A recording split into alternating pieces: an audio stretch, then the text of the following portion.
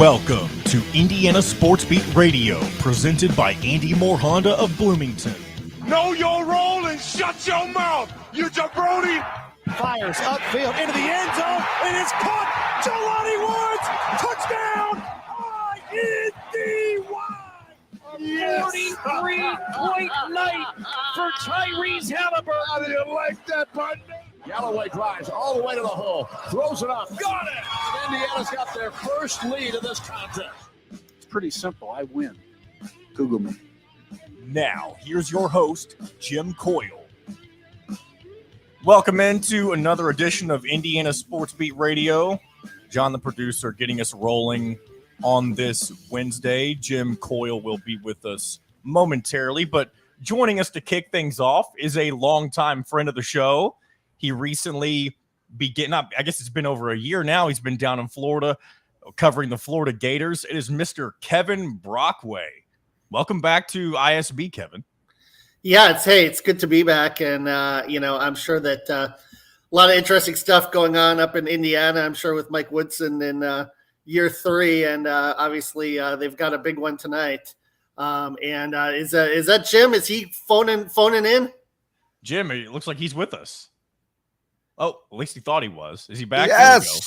ET phone home, huh? Had a little trouble getting things started this morning. All right. That's good to Got see you, my buddy. eyes smoked that shirt on, baby. How about that? Yeah, very good. The chop shop, huh? Yes, sir. Cabro! Big game last night. How have you been, though?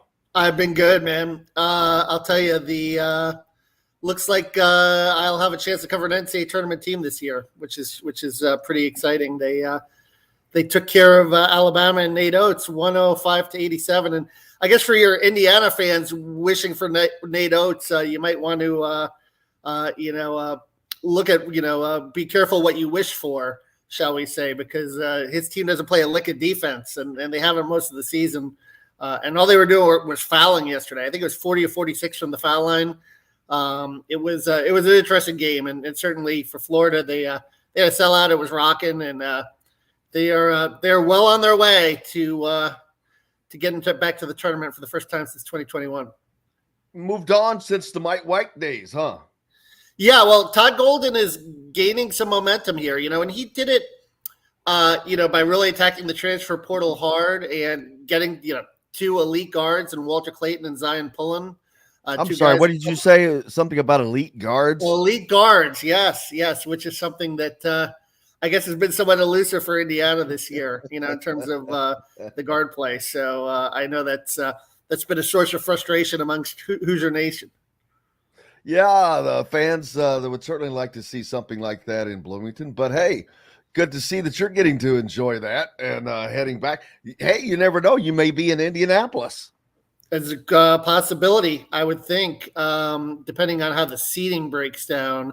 But right now, their goal is to avoid an 8 seed because, I had seen some projections that they were in an 8-9 game and Purdue would be the 1 in Indianapolis. But it's looking more and more like with that quad 1 win last night, they're going to be more like a 7 or a 6 and, possibly even a 5 if they make a run in the SEC tournament. Nobody wants the dreaded 8-9 seed. Yeah, for sure. No question. But so what's the latest that's going on with Woody? Is he on the hot seat? Is he off the hot seat? Or what's the temperature up there? No sense. I don't see. He's on the hot seat as far as the fans' frustration, but I personally do not see anything happening. I've said that repeatedly for a number of reasons. First and foremost, they don't want to have to fire a coach after 3 seasons, anybody, much less somebody who is a former Hoosier, all that stuff that goes with it. But bigger than that, the true things behind is Scott Dolson. That would somewhat put him on the hot seat because he extended Tom Allen and had to write this big check.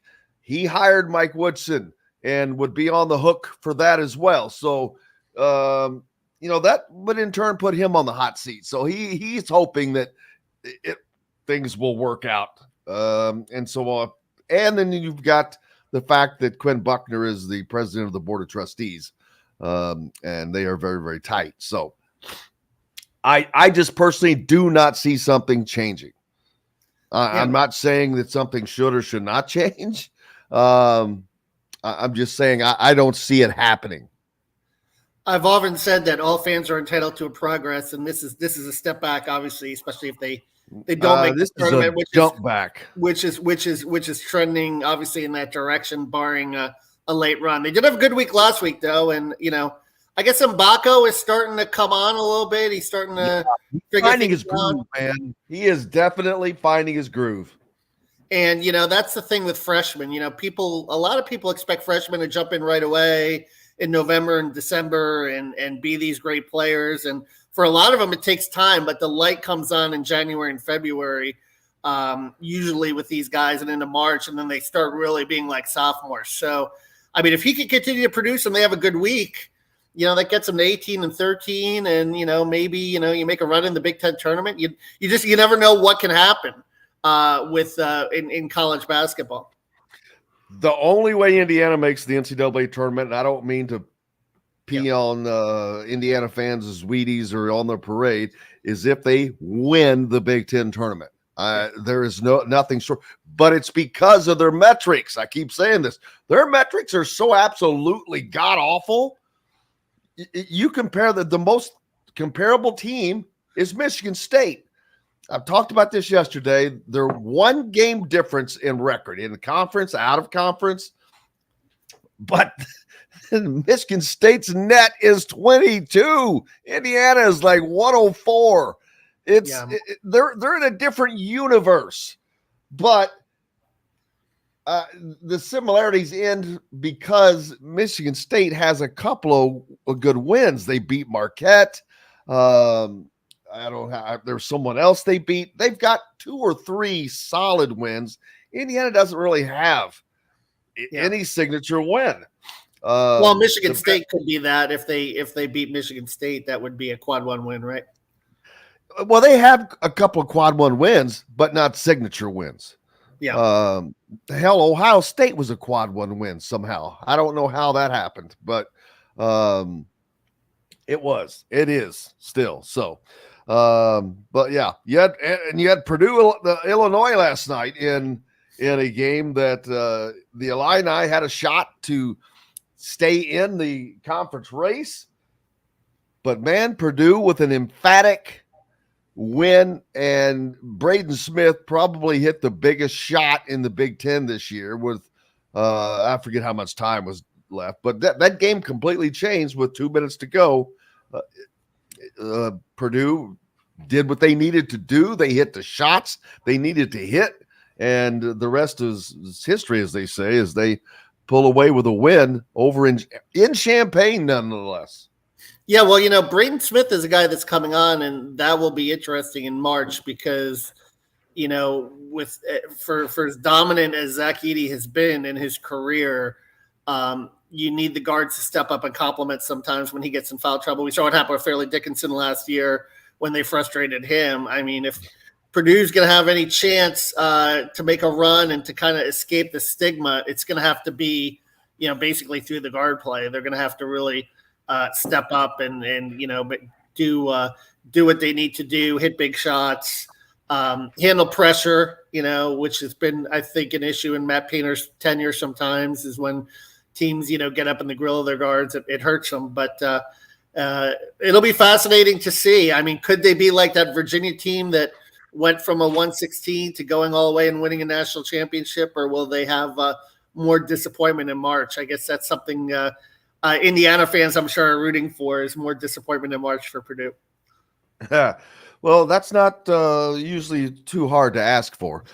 Russell says that Jeff Goodman is reporting that Ohio State is hard after Dusty May with Sean Miller as a backup. If that falls through, OSU wants a huge buyout in the contract. I guess he means for their next coach. But you want to talk about Indiana fans being pissed off right now? Yeah. If Ohio State were to hire Dusty May away from Florida Atlantic, They're. I'm not going to say they'd burn the administration building down, but there might be some fires in some basement rooms. You know, I had a chance to go down and see Dusty a few weeks ago. I went to a Florida Atlantic game. He got us passes, which was really nice. A friend of mine who kind of jumped on the FAU bandwagon last year. I saw his wife. We talked for a little bit. You know, his son Jack is a walk-on here at Florida. He went to senior day ceremonies, and his Dusty's son? Dusty's son, yeah, Jack. He's a walk-on here at Florida. He went to senior day ceremonies yesterday, and you know, Dusty didn't come up. His wife did, though. Obviously, Jack's mom. You know, Dusty. You know, it's interesting. Did you know about the LeBron James connection too in this? Apparently, that LeBron James' is youngest son. LeBron has a tight relationship with Dusty May, and that he wants his son to play for him. And apparently, if his son does play for him, he's going to bankroll NIL. He's going to give him a huge amount of money. So there's a lot of inner workings here with regards to Dusty and LeBron James being in the background here, which is fascinating. But you know, hey, look, you know, you go to the Big Ten. It's an opportunity to break into the Big Ten. I do think he likes the South Florida lifestyle, though, and maybe. Yes, I was just getting ready to say, Kevin, I am still not convinced that you're going to get Dusty May out of Boca Raton. It's not like he's living in West Virginia or, you know, up in the mountains somewhere. He lives in Boca Raton, Florida. He's got a great life. He's got no pressure on him. He takes his bike to work. I don't know if you could take your bike to work in Columbus in January in the sleet and the snow. But there's some thought that, you know, he might be sticking here waiting for Leonard Hamilton to retire at FSU, for Jim Larinaga to retire at Miami. There's been some thought about that, and that would be his next move, that he would stay in the state. So we will see. I mean, but certainly a chance to go into the Big Ten. And maybe in the back of his mind, thinking he's an Indiana guy, maybe he does think, like, if I'm going to go to the Big Ten, I wouldn't want to go to a school that would rock the apple cart there. But I don't know exactly what's in Dusty's head. We talk from time to time. We talk over the summer because I do the Blue Ribbon preview. And it's been a little bit of a struggle for him this year at FAU in relation to adjusting to the new conference. USF has had a great year down here. They've won the American. I think Dusty's team will get in right now. They're 22-7, probably isn't that large, but you never know. But he's had to deal with kind of the weight of expectations down there as well. With having 5 starters back and them just automatically expecting that they're going to have this great season again. Absolutely. I'm not sure Dusty May leaves. If there's any chance that he can stay, I think he stays. I truly do. And Indiana fans are not going to want to hear this. I am not so sure that he wants the Indiana job right now with all the vitriol that you see. And I am not one that you've heard this from before, but yesterday, somebody started, I think it was yesterday, a couple of fans, this stupid ass online petition to sign to make a change. And I haven't talked about it yet. I responded to it on Twitter yesterday saying this is ridiculous, but it's ridiculous. The people that are going to be listened to have a way bigger checkbook than most people do.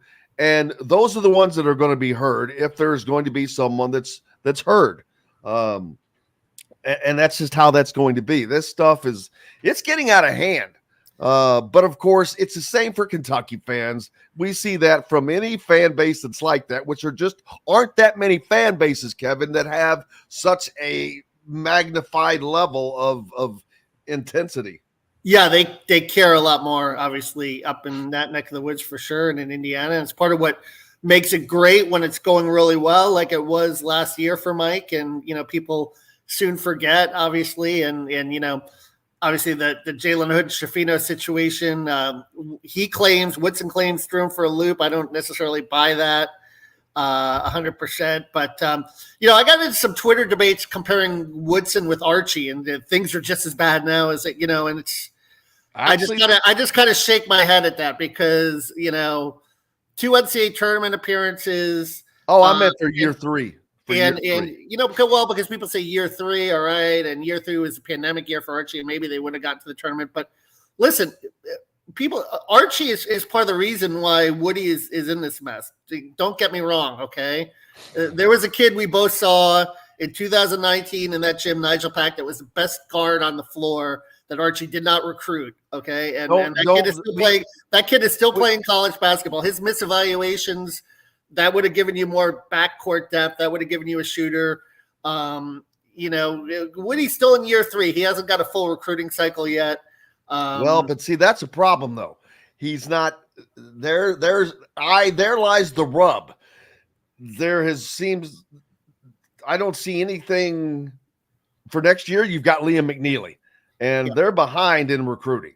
They're behind in recruiting the state of Indiana, which it's not like you have to. I would not expect nor want them to be like Purdue per se. It has an entire bench full of Indiana kids. That's great, but if you look at the record, Purdue has not been to a Final Four since 1980. Yep, they've had 3 Elite Eights since 1980. I don't think that's accidental, personally.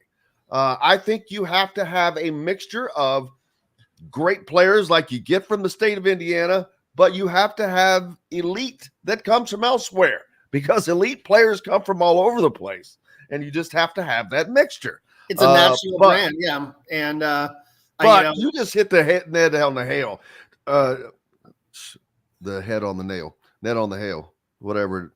Yeah, the nail on the head. Look around the Big Ten alone, Kevin. Luke Goody, Brooks Barnheiser, Connor Esigian, Braden Smith. All 4 guards that are playing heavily in the Big Ten from Indiana, all that were ignored by Archie Miller and his staff. But half of that staff is on Woody's staff. Woody didn't hire his own staff. He just took Archie's leftovers. That's an issue for me. But you look at all those guards that are all playing in the Big Ten and successfully. And are they one and dones? No, but is the one and done is not the way to go to build a program.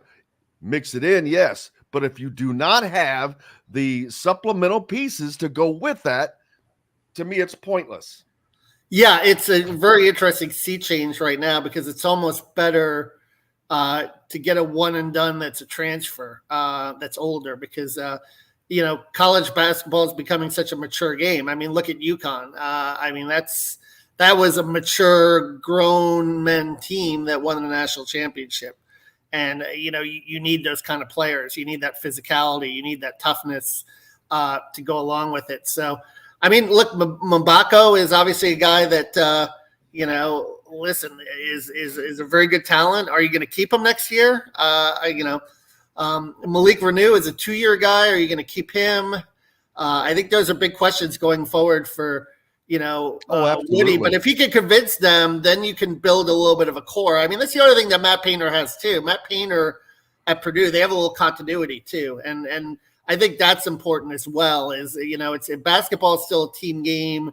You still want to have that, a little bit of a core to build around too. It doesn't have to be a whole roster, but 2 or 3 players that you can have together for 2 or 3 years, I think plays really well in today's, and you look at what Dusty May did at FAU. A lot of those guys were together for 2 or 3 years, and they made a run all the way to the Final Four because they had that chemistry on the court.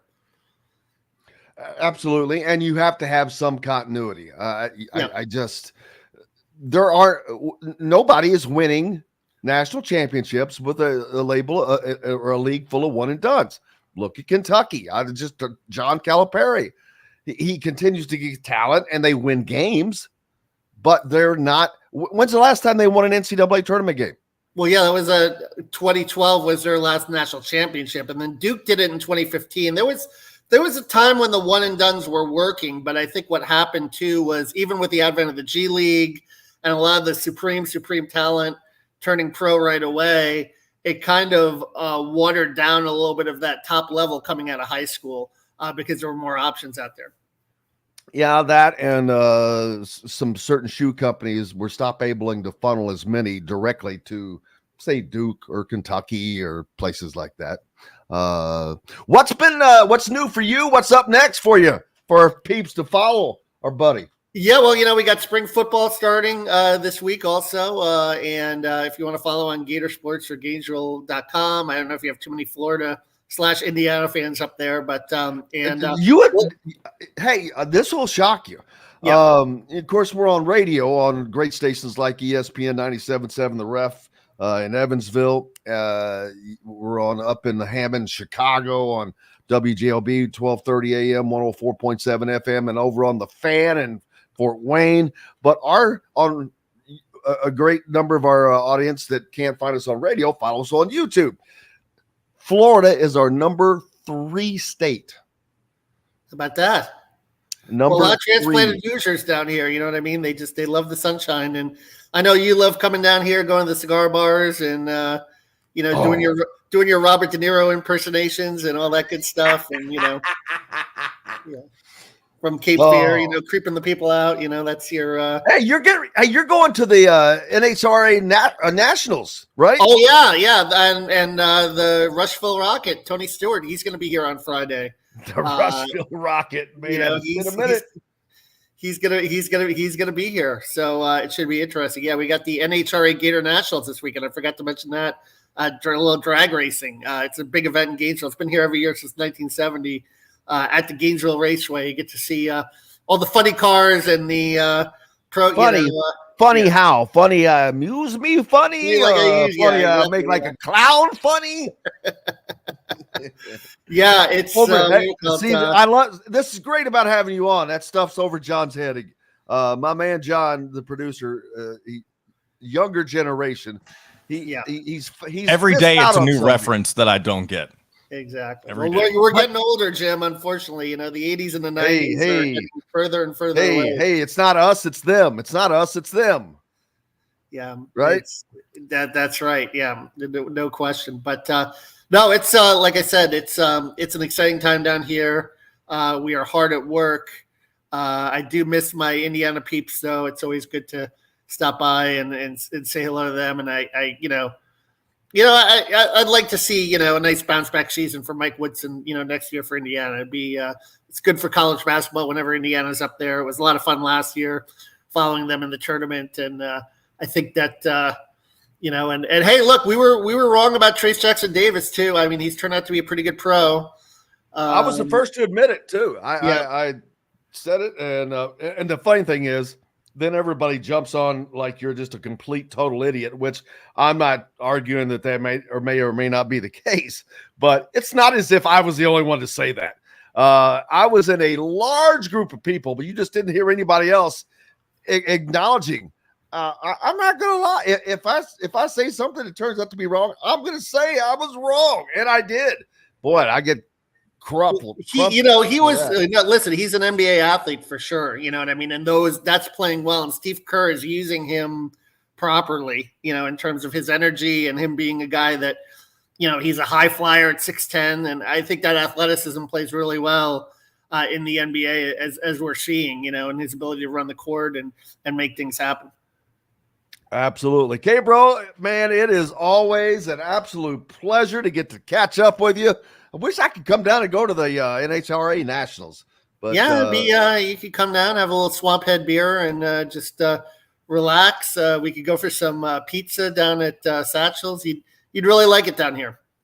Plan on a postseason visit. All right. The couch is ready for you. Appreciate you, brother. K-Bro, Kevin Brockway from Gainesville. So joining us here, as always. Appreciate you, brother. We've got lots more coming up on this day. Kyle Neddenriep from the Indy Star, and we'll get you previewed for all the Indiana high school tournament action that's coming up.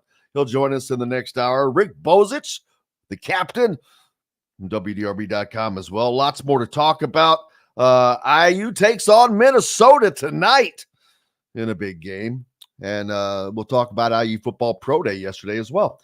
Back with much more, brought to you by our good friends at Hoosier Hanks East over off College Mall Road, where we will not be tonight for the post-game show because it's a late game, but Todd Leary will join us tomorrow instead.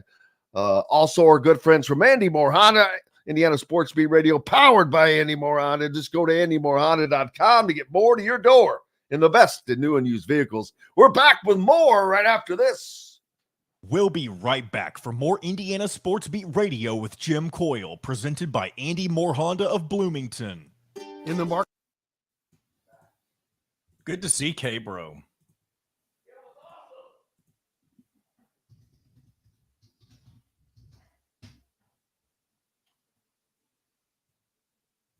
All right.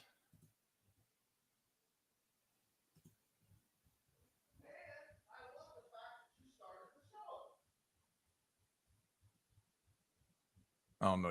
Did you say something? I said, and I love the fact that you started the show. Well, it's because I had somebody to start the show with. The reason I used to be able to do that in the past is because we had Dustin Shooty with us every day. I'm not going to sit here and monologue, especially today. I knew you were fine and you were going to be on in a couple of minutes. Well, on days where I don't know that, I'm not just going to sit monologue.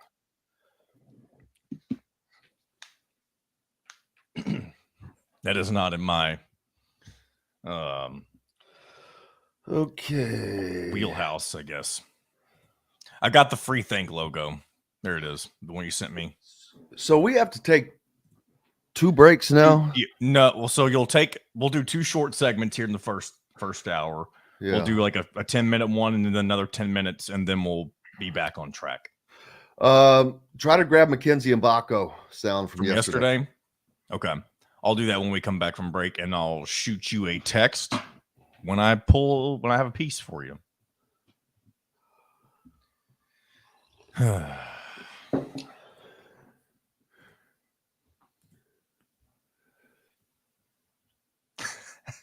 Howie said saving his good stuff for his own pod. I don't do that pod by myself, Howie. I mean, where's Howie? We got a Howie? Howie Moth. He's the guy. Oh, wow. Names. Oh, yeah. When you threw me off by just saying, yeah, front name. Howie's a damn comedian. Is he really a comedian, or is he just funny? Well, no, funny? I mean, okay, funny. I'll go see one of his shows if he's a comedian. Funny how? Funny like I amuse you? Funny like a clown? That's from Goodfellas. Movie I have not seen, but I am familiar with it. Jeez. Classic. I'm not a big movie person in general. It's not because I don't enjoy movies. I don't have the time to sit down for 2 hours a bunch. Yeah. All right. Funny how? Funny I amuse you? Funny. Here we go. And everything you need to make a gourmet meal at home. Or pick out a tomahawk steak or a grouper filet and enjoy it cooked to perfection in Chop Shop Steakhouse. Chop Shop, Market and Table, a part of the Wild Food Group, is your butcher, baker, and fish house, no matter where you live. This segment is brought to you by the Chop Shop, home of the Indiana football and men's basketball coaches shows.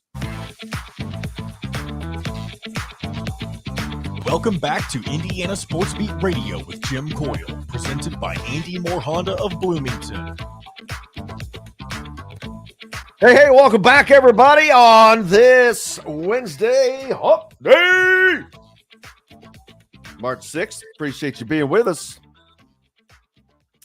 Indiana taking on Minnesota tonight at 9 in a late game. Purdue, fresh off of a Big Ten title clinching win at Illinois last night. That is what you call an exclamation point, people. When you go on the road to without question, the second best team in the league, and you beat them. Illinois only lost once all season at home in conference play. And Purdue, and they had Purdue for a good portion of that game. But the difference in the game last night was very simply Braden Smith. He had a game in a big-time game in which Purdue needed him to have, and he did. He hit some big shots. Purdue wins this game in the last 2 minutes. This game could have gone either way, but Purdue hit the shots in the waning moments of the game to win it. When they did what you have to do to win big games. Now, if I'm a Purdue fan, I'm feeling pretty good right now, but of course, they've been feeling pretty good for the last several years, and I get that. Heading into the tournament, Purdue would be so much better off and have a much, much better shot at winning nationally if they did not have to play in the Big Ten tournament. I without question, I that is my opinion. But last night, Zach Edey, 28 points, only 10 second half points. So he wasn't the guy that did it for him in the second half. Braden Smith, only 13 points overall, but timely placed points. Fletcher Lawyer with a bigger night, 16 points. Lance Jones chips in 7. You get 10 from Mason Gillis. Trey Kaufman-Wren with just 3. I think that was an and 1. But this is why I still do not think Purdue will win the national championship. You have to rely on their guards to step up for 6 straight games. Actually, Purdue will, counting the Big Ten tournament, that'll be 9 straight games if they are going to win that. But it's going to be interesting. It's all about matchups as well. But Illinois is a good team. They just ran into another good team last night, but one that has a Zach Edey. You're not going to have to deal with that very often. But it also showed how Purdue's vulnerable. And it's tournament time, baby. It's as a matter of fact, as I said, there's the ASUN has already has started. I'm not in that tournament, obviously, but checking over some of the scores from last night, in addition to the Illinois-Purdue game, you had Notre Dame traveling to North Carolina, and boy, the Irish they might as well have stayed in South Bend. 84-51, they lose that game. Auburn goes to Missouri, 101-74 for Auburn. Kansas is at home to Kansas State. They win 90-68. We talked about the Florida-Kansas or Alabama game with K-Bro. That's a gigantic win for Florida. It was at home, but this was a litmus test for me to watch Alabama. This is why Alabama will not win the national championship. Alabama is a team that can make a run maybe as deep as the Elite Eight. I do not see them as a Final Four team. It's a Tom Crean type of team. All offense, no defense. They do score at a higher rate, but they allow your opponents to score at a high rate. You give up 105 points to Florida. I don't know that Florida has scored 100 points all season. I can quickly find out for you, and I'm good. One time, and I'm wondering if that was an overtime game. They played Michigan earlier this season, and it was 2 overtimes. It took 2 overtimes to get to 106 points against the Michigan Wolverines. So I'm not going to count that one. They scored 103. Man, Florida has scored some points this year. 103 points against Ole Miss. And that's in a regular no overtime game, 103-85. So they've shown a penchant to score. They beat Georgia 102-98. Hey, Florida can get up and down the road, man. But obviously Alabama, if you're playing a offensively equivalent team, I wouldn't put the money on Alabama. Looking at the SEC, well, we've got to pull it up. 1, 2, 3, 4, 5, 6.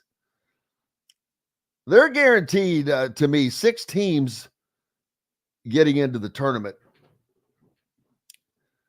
Ole Miss, while they have the best record after those positions at 20-10, their non-con was really, really weak. I'm going to imagine, I don't have their net and all that stuff pulled up, but I'm going to imagine those numbers might be a little weak because even though they have won 20 games, they sit 10th in the SEC because they're 7-10. They're 3 games under 500 in that league. You're not going to make the NCAA tournament like that. I don't know that Mississippi State will make it at 19-10. They could be a potential 7th team that comes out of the SEC. We'll see. We've got to take a break. Got lots more coming up on the program today. Cal Neddenriep's going to join us in the next hour. And we'll hear from Mackenzie Mbako when we come back as well, as Indiana prepares to take on the Golden Gophers tonight up north in the barn. Brought to you by our friends at Chop Shop Market and Table, where you can go have a great dine-in experience, and you get 10% off over in the deli and the butcher and the complete other market side. Complete array of meats. It's an incredible, get ready for spring, man. It's springtime. Back with more right after this. We'll be right back for more Indiana Sports Beat Radio with Jim Coyle, presented by Andy Moore Honda of Bloomington. If you're looking for a home. All right, yeah, I've got the Mbako sound, so you can play that right when we get back if you want. It was really tough finding a good quote from him because he's very short-winded. But I found probably the only. You can always let it run a couple times. You could just let a couple run. Yeah, but even the answers he gives outside of the one that I have, like the questions are longer than the answers. Yes. But the one I do have is somebody asking how he's been able to get more shots, and I think it's a pretty good answer. The rest of them, I went through the entire 5 minutes, and there was hardly anything worth playing except for the one that I do have. Ooh, San Diego State takes a knock.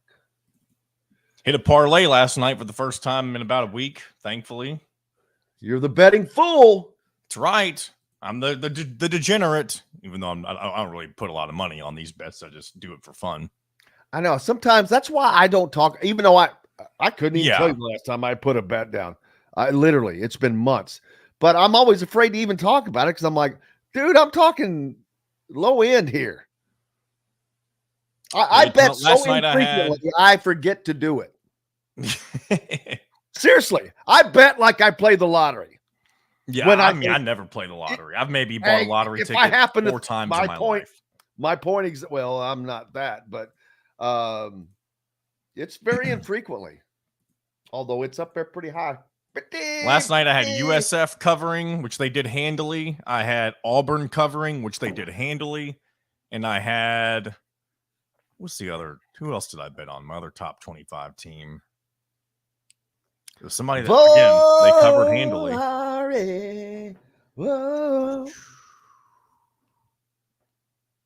Oh, Who it's North gets? Carolina. They covered handily. Oh, I'll tell you a good question. Who gets the better replacement?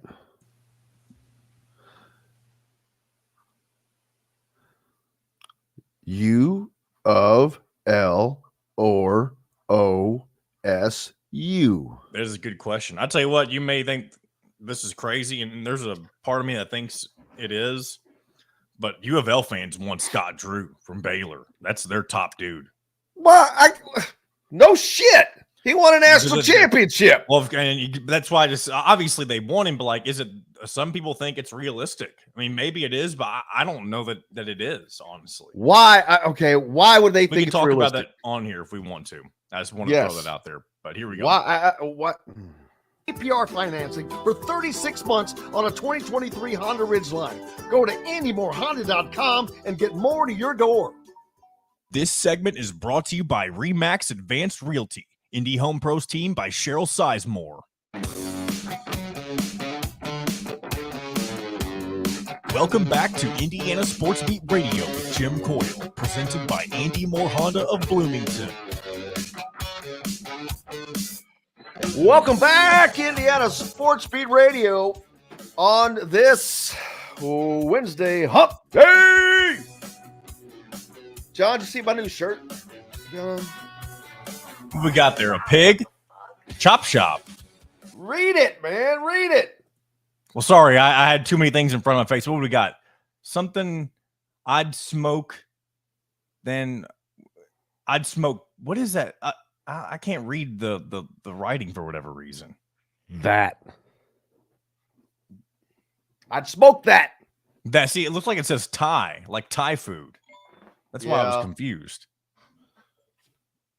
They need to darken there we go. it up, I guess. We would smoke that at Chop Shop. I'd smoke that. It's kind of funny. Kind of funny. Absolutely. Chop Shop full of incredible, great options. And don't forget, for those of you looking for a home in the Indianapolis area, you need Cheryl Sizemore and her 2 decades of experience. It could be the difference between getting the home you want or not. Reach out to her, Cheryl, at IndyHomePros.com. Appreciate Cheryl being a longtime supporter of Indiana Sports Beat Radio. Indiana taking on Minnesota tonight up north in the barn in a game in Indiana. To me, it's a must-win game. If you want to end this season on a positive note, you have to win this game. If there's or thoughts to playing in the NIT, of course, it's not where any of the IU fans wanted to be, but life is life. That's life. It's time to get into the today. But before we talk about that, Mackenzie Mbako met with reporters yesterday ahead of tonight's game. He has found his groove, man. He has been scoring. He was the leading scorer in the previous game's win. And he is starting to step into those shoes that I know Indiana fans would have liked to have seen from the get-go, but it's not real life. And but he's finding his groove. He's finding his lane, so to speak. Let's hear what Mackenzie had to say. Yeah, it's just really just studying the game. I feel like just being able to know where to be at on the court, and then knowing how to get to my spots. If like a guy was coming off a screen, I have to rise up out the corner, or if he's driving baseline, drifting back into the deep corner, just knowing where to be on the floor and just getting to my spots so that I'll be able to knock down the shot or make a play for somebody else. That was Mackenzie Mbako from Indiana. The Hoosiers take on the Golden Gophers tonight. Actually, in a game that both teams need to win. Let's not act like that Minnesota is not trying. Minnesota still has a shot at getting into the NCAA tournament. They're one of those teams they need to make a run. But they can. It's not like they've been terrible. They have not. And they're at home. Tough place to for people to win. You've heard Todd Leary talk about how tough it is. Just the funny thing is, I heard Mike Woodson say the same thing the other night on the radio show when Don asked him about it. He goes, the first thing they all say, actually the first two things, yeah, it's a big old cold building. They all say the same things. Every one of them says it's cold to play in that building. And so that's funny how that has stuck out in everybody. Then you have that raised floor. And I can imagine that is in the back of your head, because anytime you get near a sideline and inline, you got a 3-foot drop off. Home teams used to that. See if that makes any difference tonight. Let's hope not for Hoosier fans. But looking at the standings, where did we go? There we go. Minnesota, they're right at 500. If they lose this game, the best that they can hope for is to break even. And they will not reach 20 wins in the regular season if they don't win this game. So that's obviously something that they're shooting for. Indiana right behind them, one game behind them in the standings. And this will also ensure Indiana gets its Indiana wins tonight. There's no way that they finish in the bottom 4 of the Big Ten. They eliminate themselves from that possibility because they will have tiebreakers over everyone else that could possibly be there. So that's another reason why it would be a huge win. But with some help from Rutgers, if they're able to beat Wisconsin, which that's a big ask, although I think that game is in Wisconsin. So that's kind of a big ask. But Indiana could finish as high as a number 5 seed in the Big Ten tournament. I still cannot believe that I'm saying those words. And it is not out of the question by any stretch of the imagination. Indiana has to win, first of all, which that has been, and after having already won 2 games in a row, that's not something we would normally be expecting. But they played well. They're playing teams that they have beaten or can beat in these last 2 games. They played on the road. They went on the road and dug out of a big hole. So they've shown they can do these things. And they actually need to have for momentum going into next year. And all the fans that are talking about still clinging to the hope of change or whatever, it ain't happening. It's just not happening. So my advice is to hope for momentum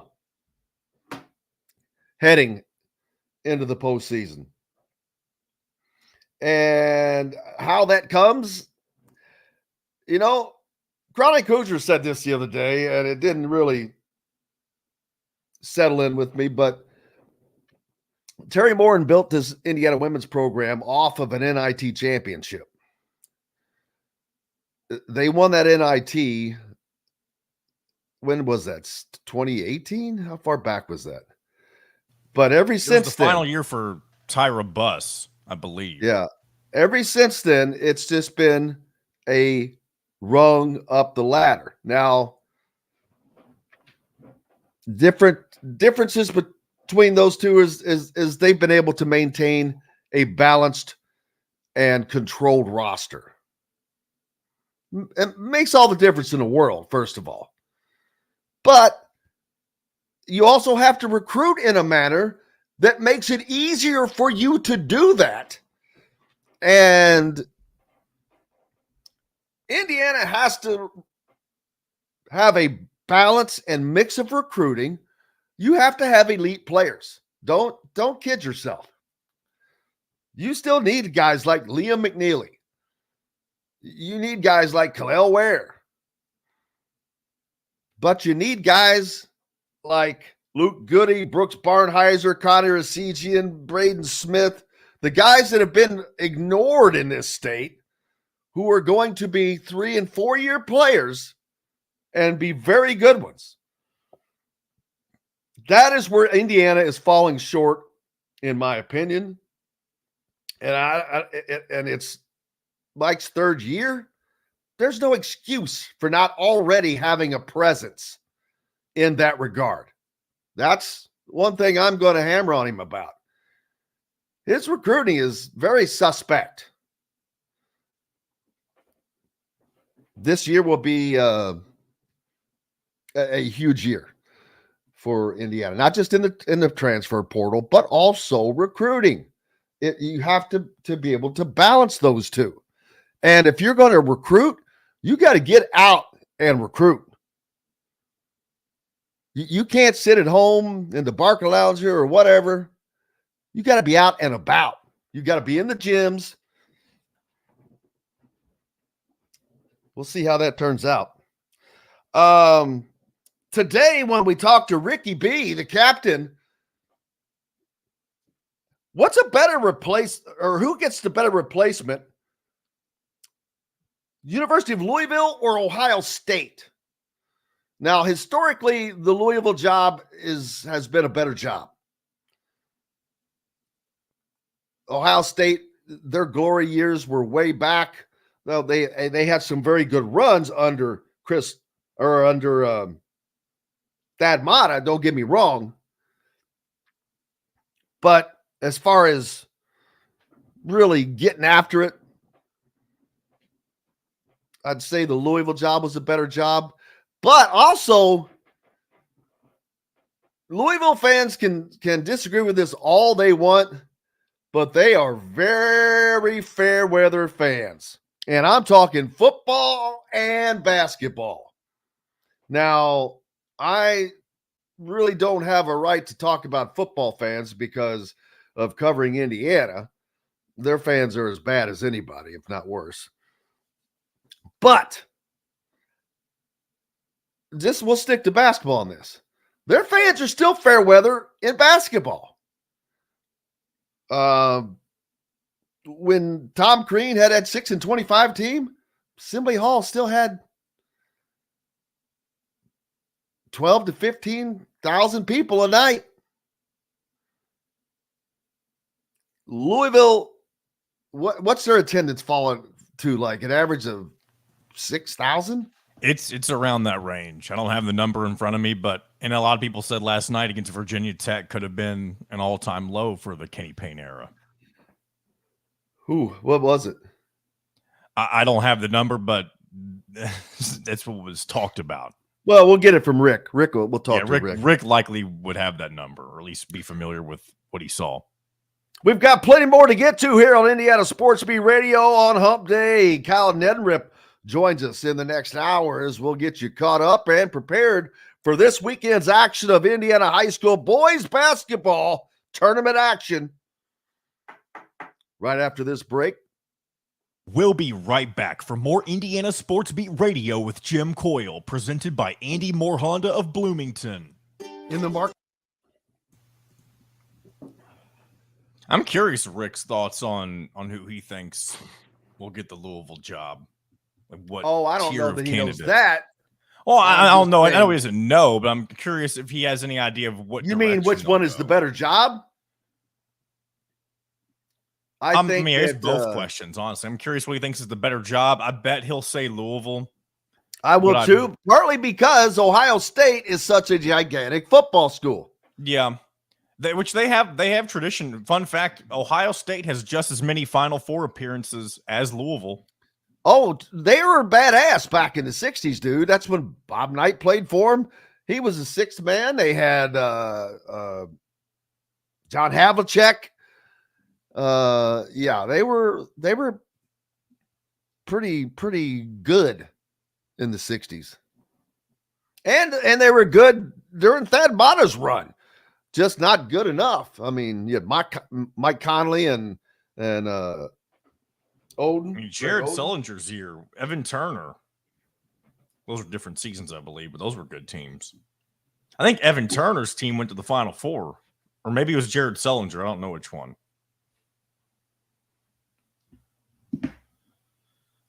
Huh.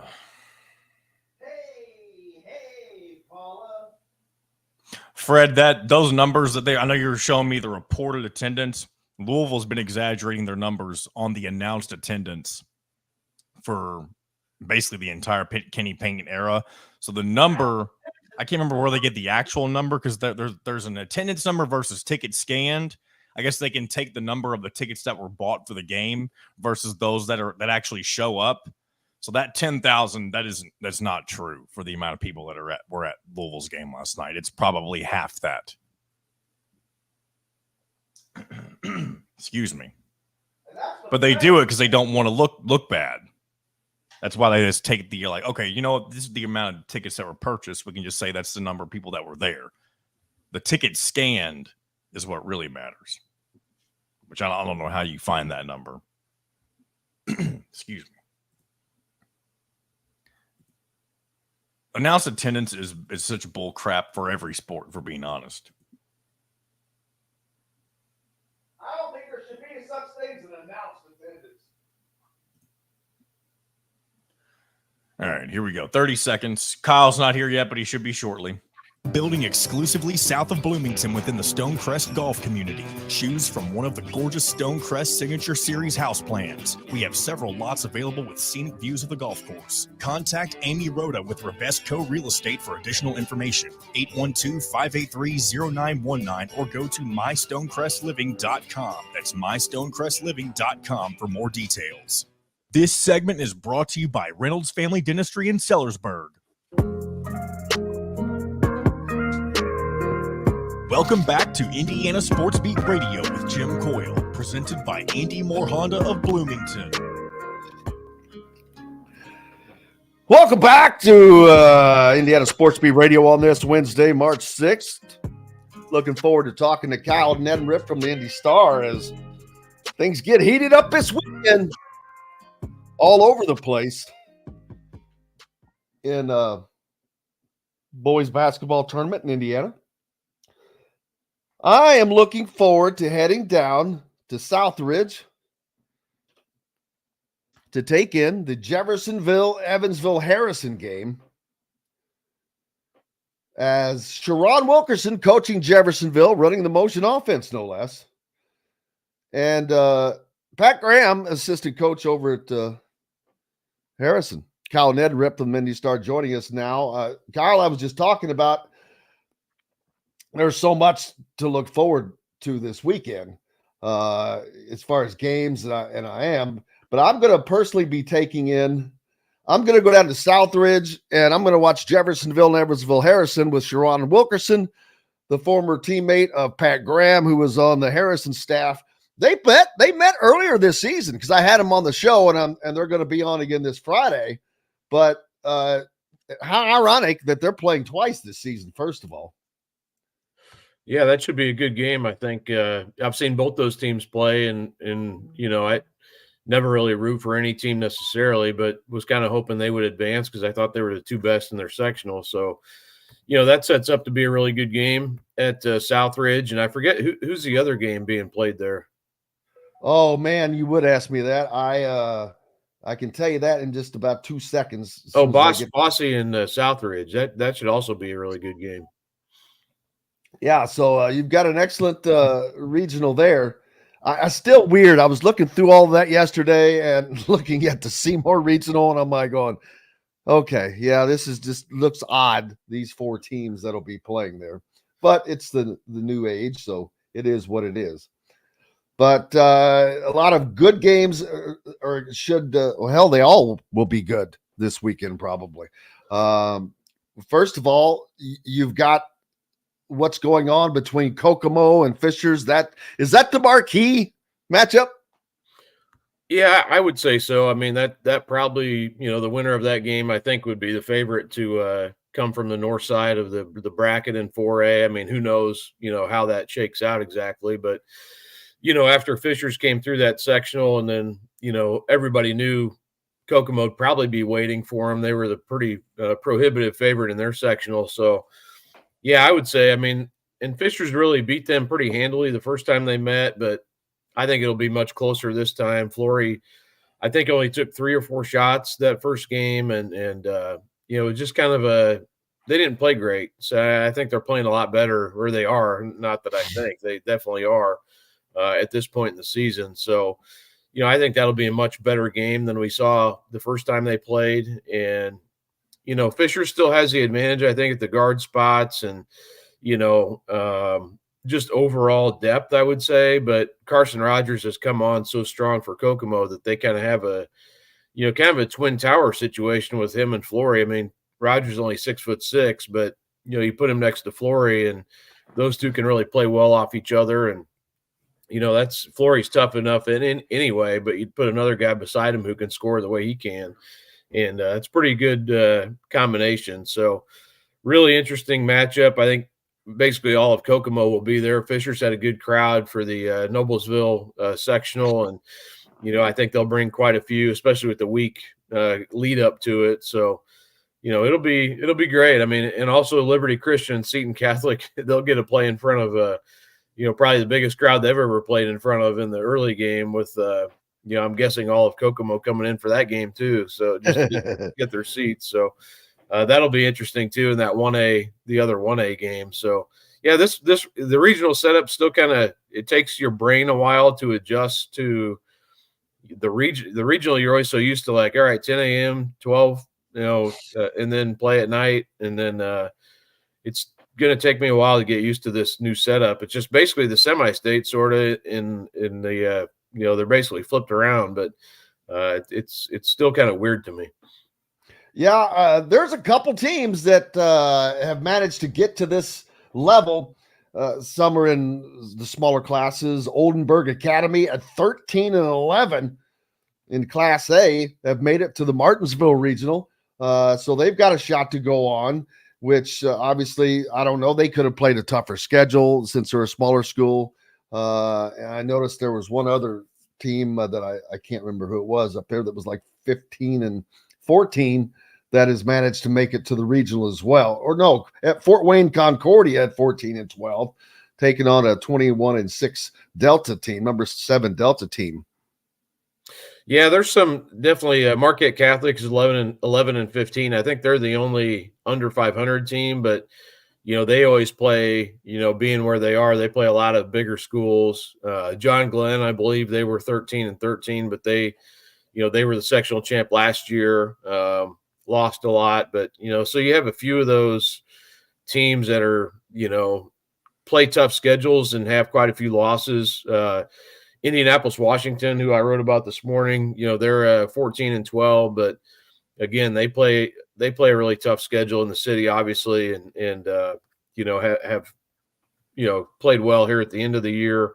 So they'll play Guerin Catholic, who they played pretty close for a half last time they played each other earlier this season. But Guerin, obviously, I don't know if you saw that play, but just a miraculous finish against Brebeuf to win that game in double overtime. So, that'll be an interesting game too. Guerin made it to the state finals last year. I think they're probably would be the pick to do it again. I would think in the north side of that bracket, or actually south side of that bracket. So, we'll see. I mean, it's these regional games will be interesting. I think there's a lot of really good ones. Tipton and Wapahani in 2A.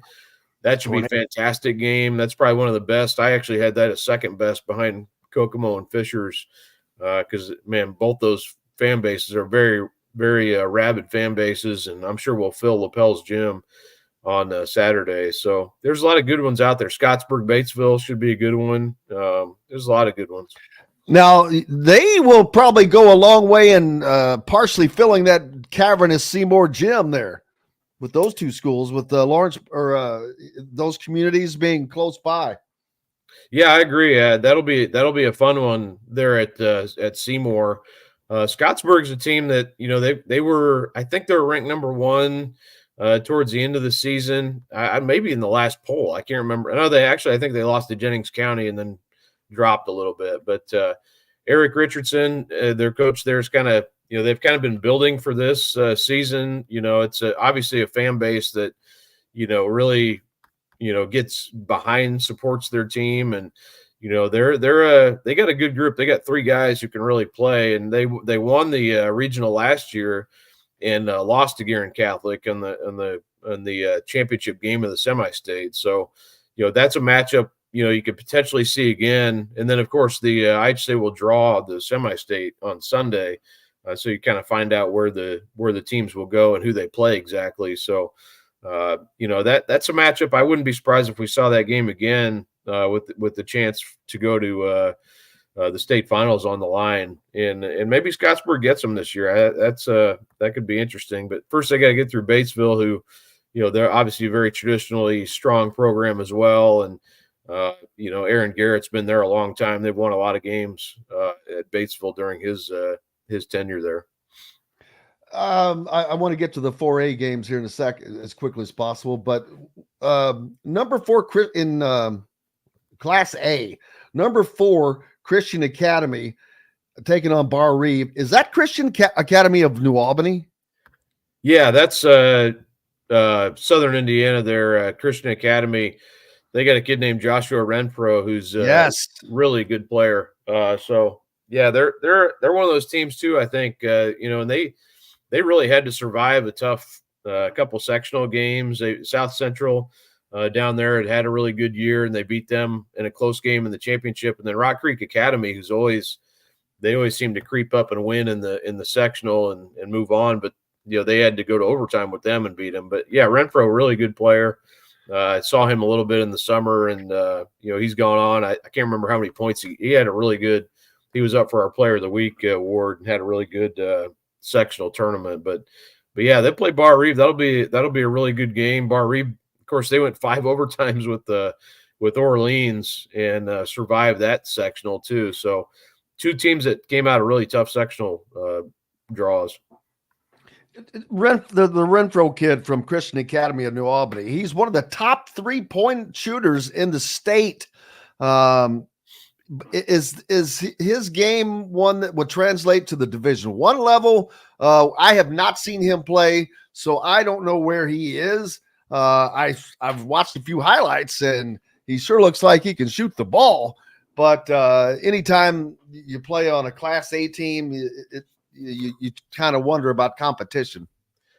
Yeah, you do. But I mean, he's 6'2". He's only a junior, so there's some time left. He looks, he's kind of got a long, I don't know what his wingspan is or necessarily, but he maybe looks a little bit longer than he is, or as far as his height goes. But yeah, I mean, he's had some really good games this season. Actually, he had, looking here on our Player of the Week, he had 43 points against Rock Creek in that game. So, he's a guy, I don't know necessarily what his recruiting looks like, but certainly can get it in the basket, and at 6'2", that's maybe fringe if you're not quick enough to defend or whatever. But, and I'm not saying he's not, I just, you're not 6'5", so, that would be my question, I guess. I'd have to see him play a little bit more, to be honest with you. But yeah, I mean, he's definitely a guy who can stroke it. And again, I mean, it seems like every time we talk, I mean, you talk about this junior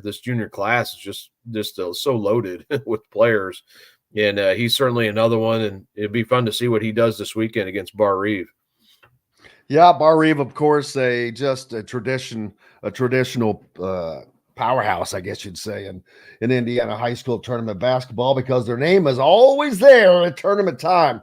In Class 4A, East Chicago Central and Mishawaka up north going at it. 22-14, 19-17. That should be a great matchup there in Michigan City. Also, you've got Crown Point and Warsaw. So all those northern teams battling it out.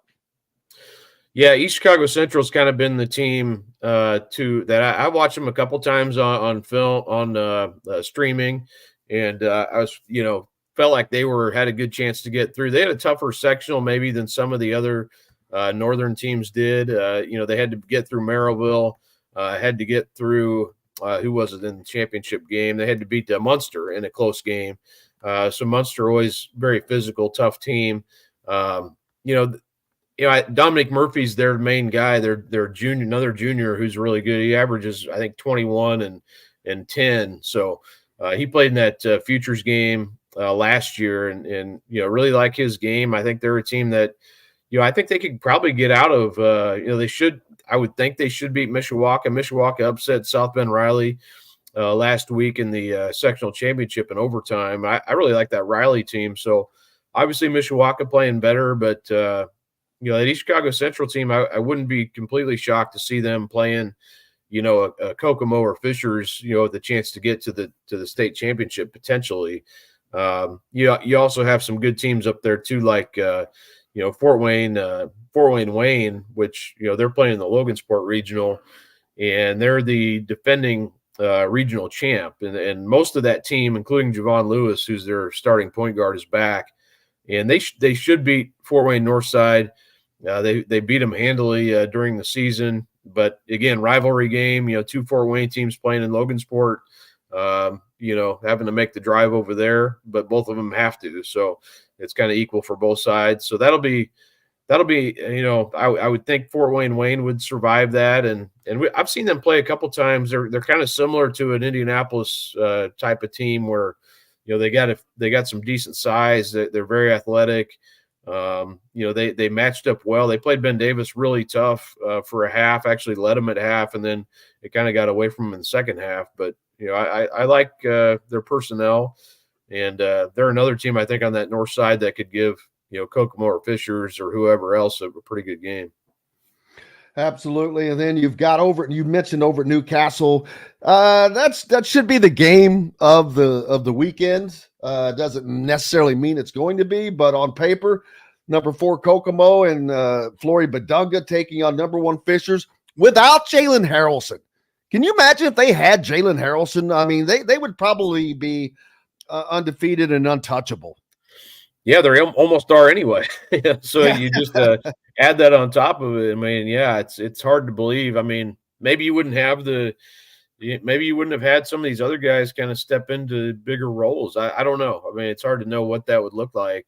But they looked really good in the summer, to be honest. When they still had Harrelson in June. So I can't imagine it would be that much different. You just add a top 15 player in the country on top of it. So yeah, it's hard to believe that they are 25-1, to be honest with you. I wouldn't have thought that going in. I thought they would still be really good because I knew, they're one of the most, I would say, deep teams as far as, you basically have 1 through 9 on their team who can maybe not beat you in every way, but who can add something to the table. And, like Justin Kirby, who's not known as a big time scorer for them, he steps up and hit 3 threes against Noblesville, and including one that was just, huge to put him up by 4 in that cauldron of an environment. I mean, he just stepped up and knocked it down like it was nothing. And, so they just have guys up and down, probably the deepest team that's left. So yeah, it is surprising from that standpoint, but we knew they had good players. I don't think anybody thought they'd be 25-1 and be ranked number 1 for sure. Well, we'll be looking forward and look for the coverage from Kyle Neddenriep across the state for all of your IHSA tournament action. Kyle, thank you, brother. Appreciate you very much. No problem. Thanks, Jim. You betcha. Hey, I appreciate everybody. Don't forget all of our Southern Indiana peeps. Go see Dr. J to keep up that championship level smile there in Sellersburg at Reynolds Family Dentistry. We've got Rick Bozich, the captain, up next. Back with him right after this break. We'll be right back for more Indiana Sports Beat Radio with Jim Coyle, presented by Andy Moore Honda of Bloomington. Formerly. Good day, sir. How are you? I'm just peachy. You missed it yesterday. A story I had about a veteran musher had to kill a moose after it injured one of his dogs in the start of the Iditarod this year. Oh no. So, but not only do you have to kill them if that encounter happens, you have to gut them.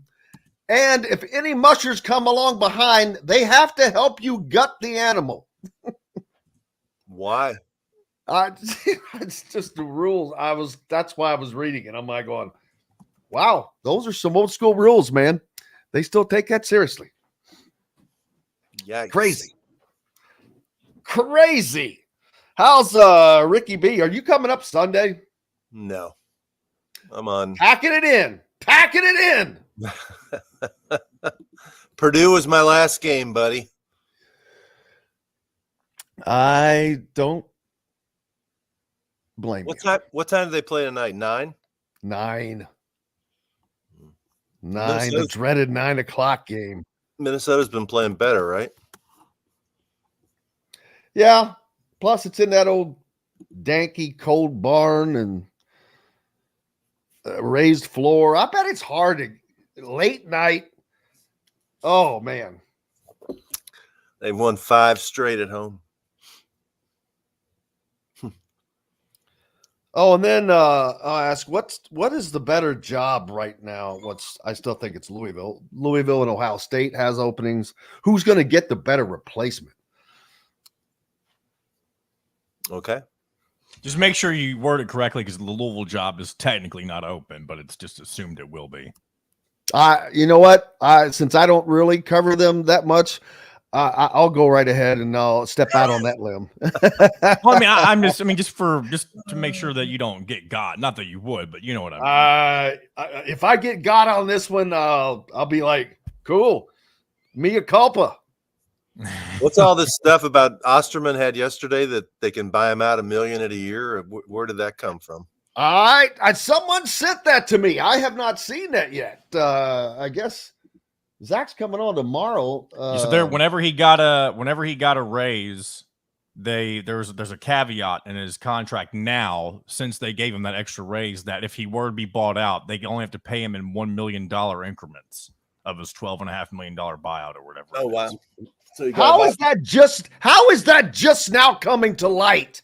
All right, here we go. That's the question. On a 2023 Honda Ridgeline, go to anymoreHonda.com and get more to your door. This segment is brought to you by Bubba's 33 in Clarksville and Evansville. Pizza, burgers, beer.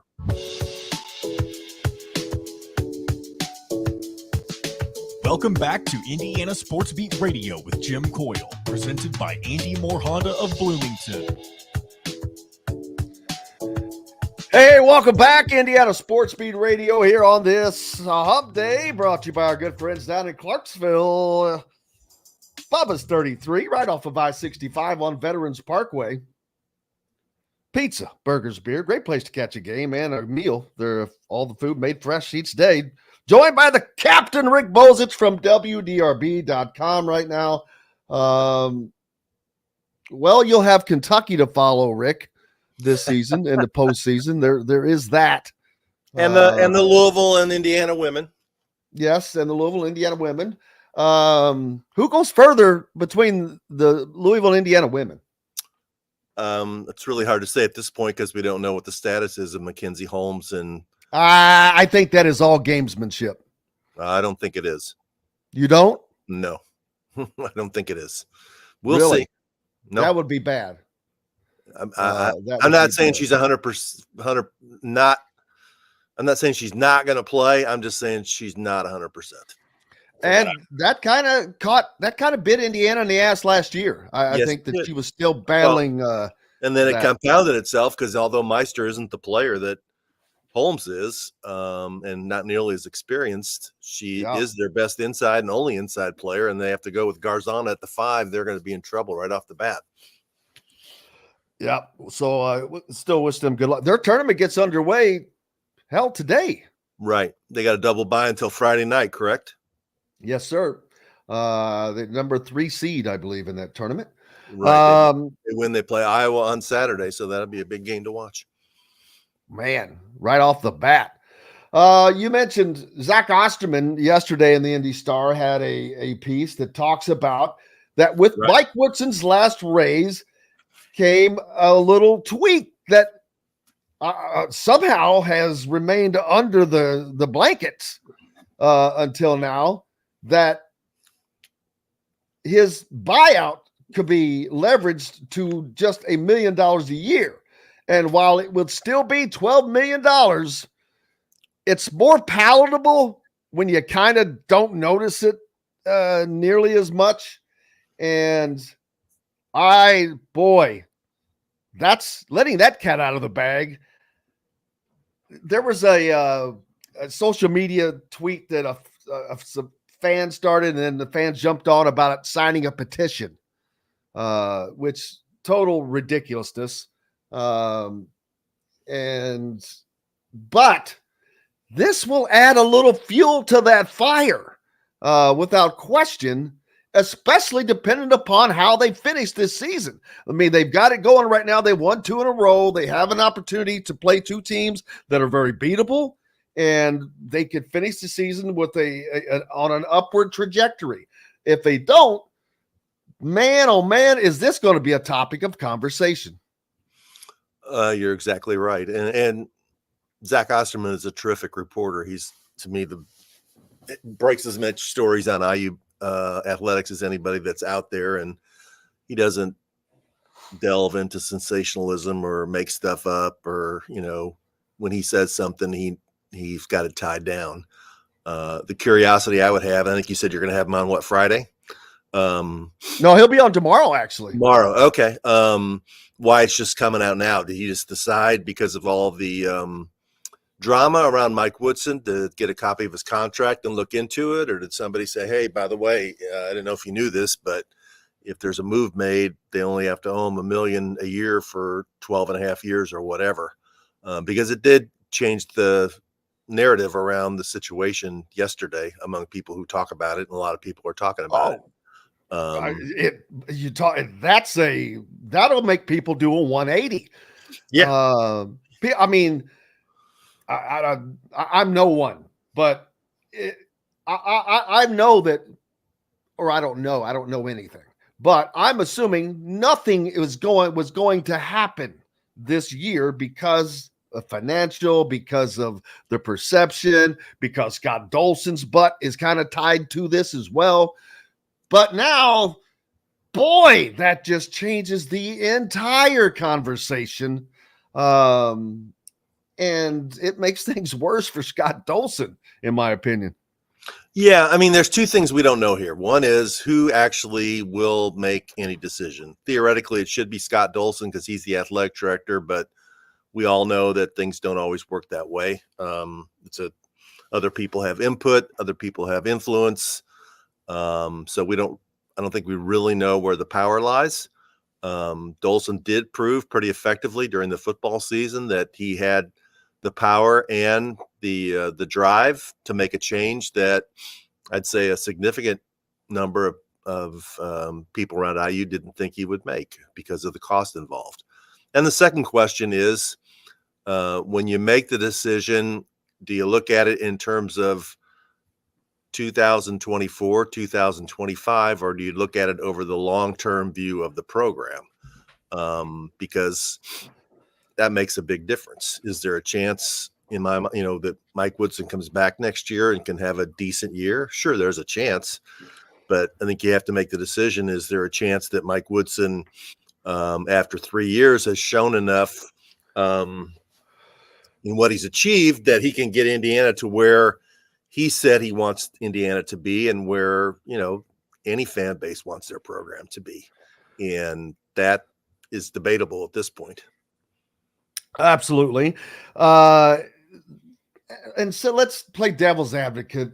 They come to a mutual agreement after the season, because I'll be honest with you, the one thing that I will say about Mike in this situation,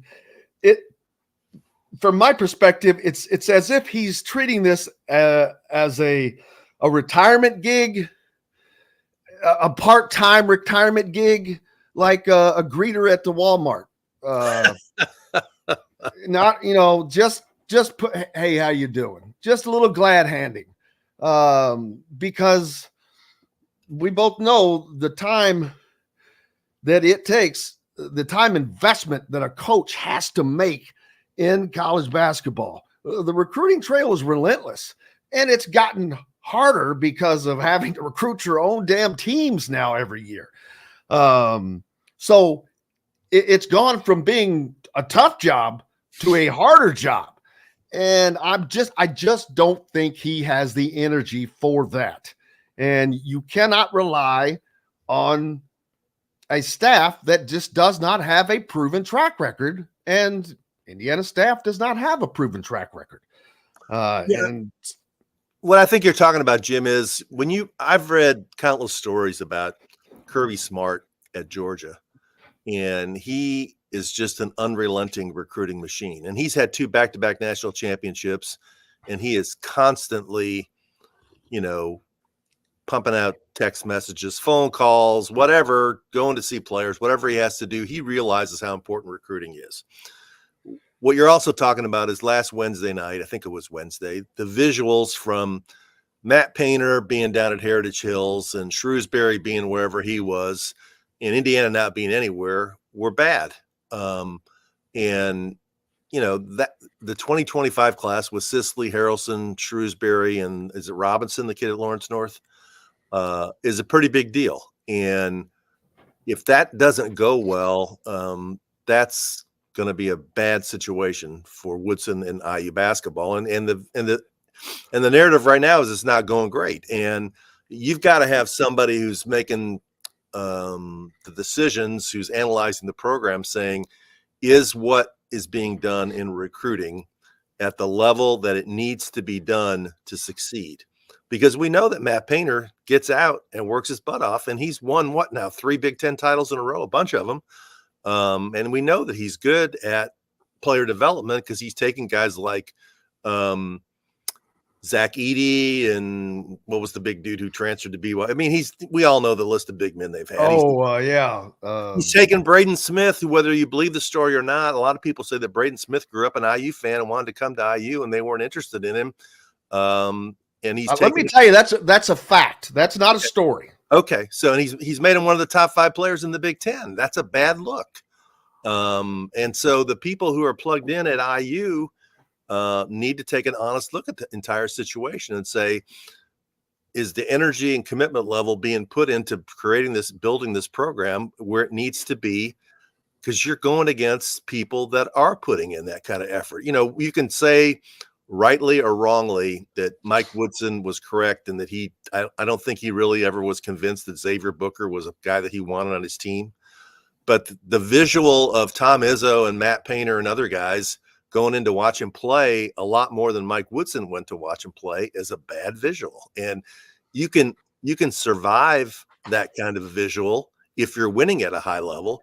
But if you're in the middle of the pack or lower in the Big Ten, you're not going to survive that visual because people are going to say you're getting outworked.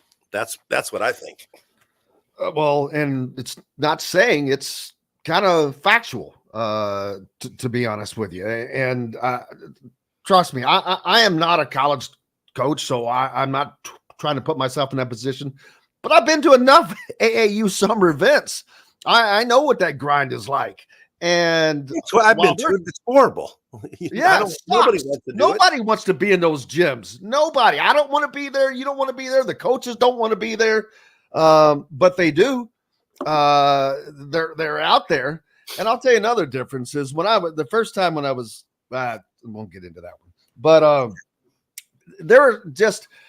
you have to know that it's part of the deal, and you just have to do it.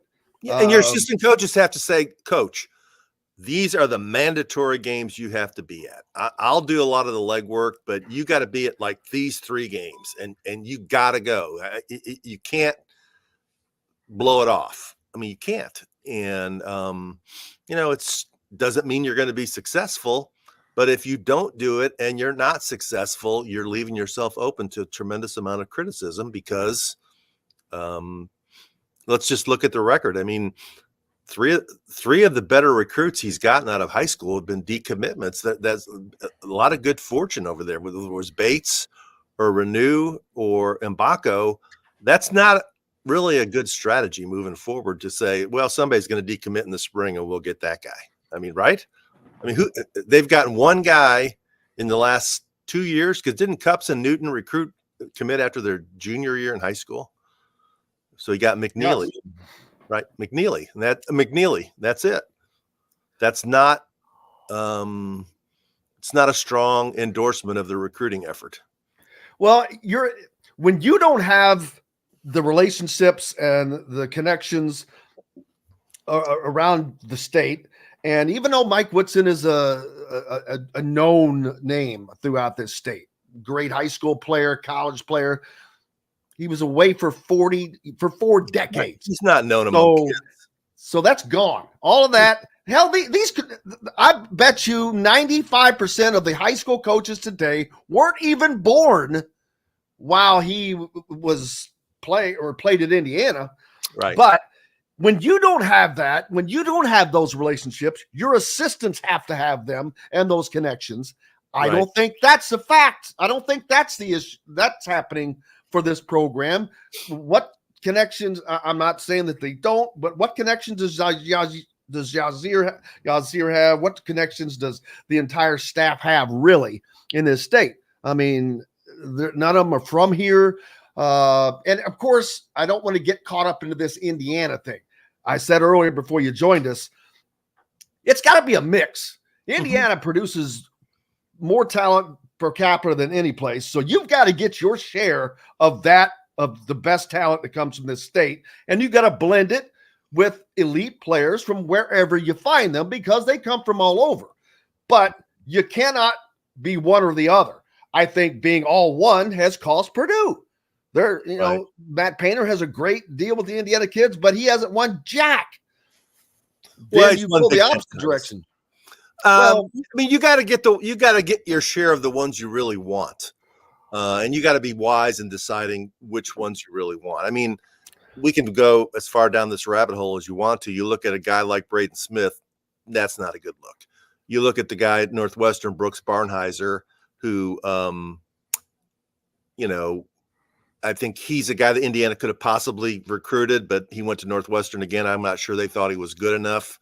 Looking at this year's team, he was good. He was good enough. Who are they down to? After Galloway and Leal leave, are there any Indiana players left on the team? Not Sparks. on. Sparks is the only one, right? Yes. Yeah.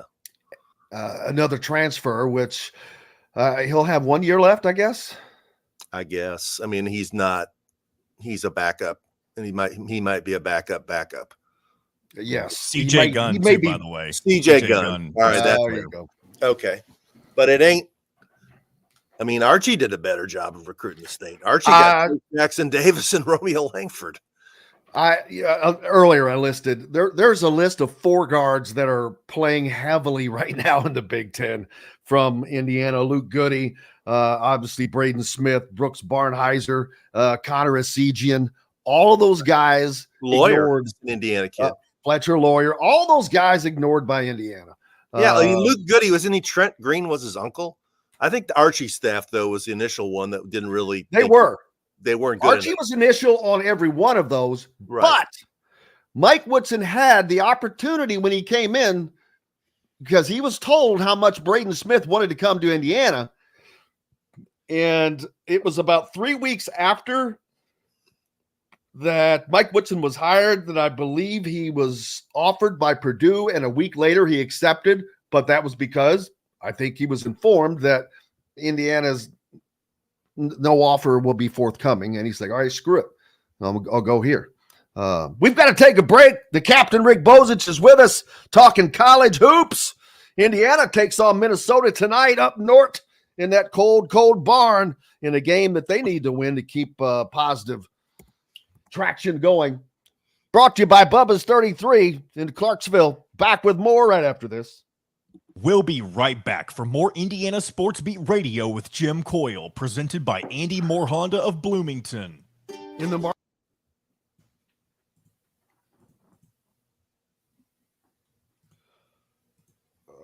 John Boy? Yes, sir. Todd, I'll have to see if Todd will join us either tomorrow at 9, 10, and 9:30 maybe. Yeah, that's fine. That works. And then on Friday, since Zach is not in at 9:30, I'm going to have Michael Mangio, whatever his name is, Michael Mangione. Okay. There you go. Michael Mango is what you nicknamed him. That's that's not what I nicknamed him. I had his name in as that. Oh, I know, but they ended up being the we rolled with for fun. Had Cabro on earlier today. Kevin Brockway, what a game he had last night in Gainesville. Ricky. Oh, really? Yeah, well, you had Alabama. Whoa. I don't think he knows what you're talking about. No, Florida beat them 105 to whatever. Yeah, they did. Alabama was going to be a dark horse of mine. Nah, they're out. They just let everybody run, and whoever scores the most points. They're like Kentucky light, because Kentucky does that with better players. It's like the TBT without having the specified number to hit.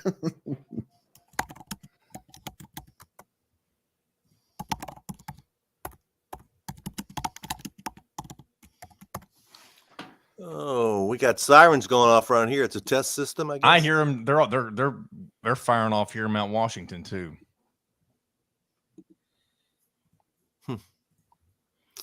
Yeah, it's going to be a busy time around here.